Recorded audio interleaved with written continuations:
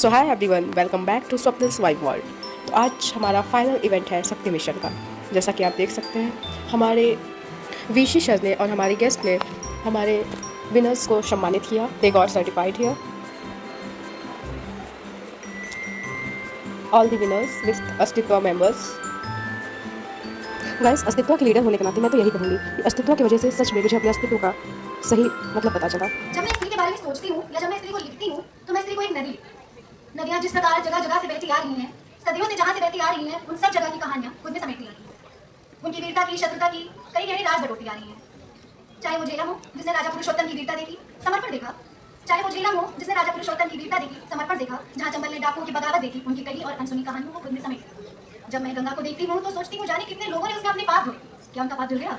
नहीं। वो अपने पाप का एक किस्सा कहानी गंगा को बता गए और पाप अपने साथ अपने मन में ले गए। स्त्री समाज के कई पहलुओं को खुद में समाये रखती है। मैं स्त्री को उसमें छिपी शिक्षा के संग्रह और असीमित कहानियों की किताब लिखती हूँ। वे पुरुष जो उस कहानी को, उस किताब को समझते हैं, पढ़ते हैं और स्त्री की धारणा को समाज का महत्वपूर्ण हिस्सा समझते हैं, मैं ऐसे पुरुषों को समंदर लिखती हूँ।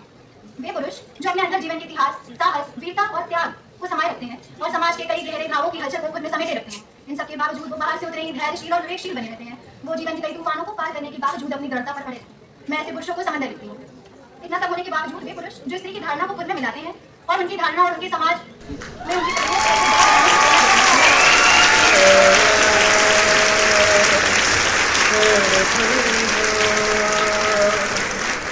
और लहू से सना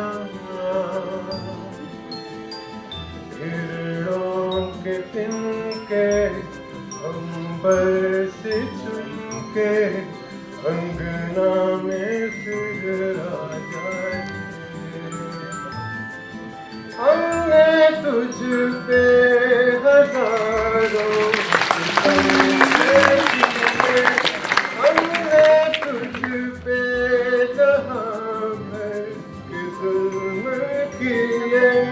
हमने सोचा जब तू उड़ जाएगी ये ज़मीं तेरे बिन सूनी रह जाएगी। किसके दम पे सजेगा मेरा अंगना, गोरी चिड़ैया नन्ही सी चिड़िया। Thanks for watching, like, share and subscribe.